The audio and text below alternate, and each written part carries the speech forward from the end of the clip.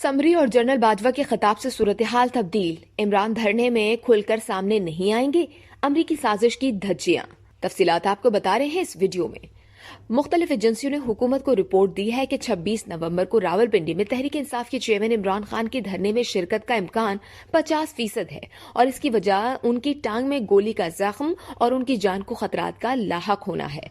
अगर वो इस धरने में किसी तरह शिरकत भी करते हैं तो भी उनके मंजरेआम पर ज्यादा आने का बहुत कम इम्कान है।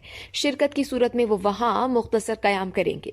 ख्याल है कि धरना जलसे की सूरत इख्तियार करेगा और जल्द खत्म कर दिया जाएगा। इसकी वजह यह बताई गई है कि अब तहरीक इंसाफ अपने पुराने बयानिए को दोहराना नहीं चाहती और वो अब सिर्फ जल्द इंतखाबात के इनेकाद के मुतालबे पर ही जोर देगी।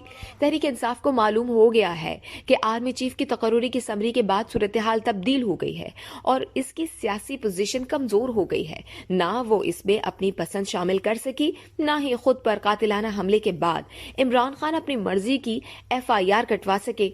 अलावा जी अमरीका से अच्छे ताल्लुकात रखने की ख्वाहिश के इजहार ने उनके साइफर और साजिश के बयानिए से अवाम में जो रद्द अमल और जोशो खरोश पैदा किया गया था वो यकदम ठंडा पड़ गया, बल्कि उल्टा उसका पार्टी और इमरान खान की साख को नुकसान हुआ। मजीद बरा आर्मी चीफ कमर जावेद बाजवा ने यौम शोहदा की तकरीब में खुलकर इमरान खान के अमरीकी साजिशी बयानिए की धज्जियां बिखेरती।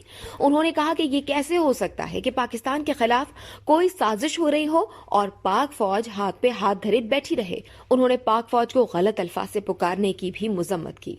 इस वीडियो से सिर्फ इतना ही। मजीद जानने के लिए सब्सक्राइब कीजिए डेली जंग YouTube चैनल और लाइक कीजिए डेली जंग Facebook पेज।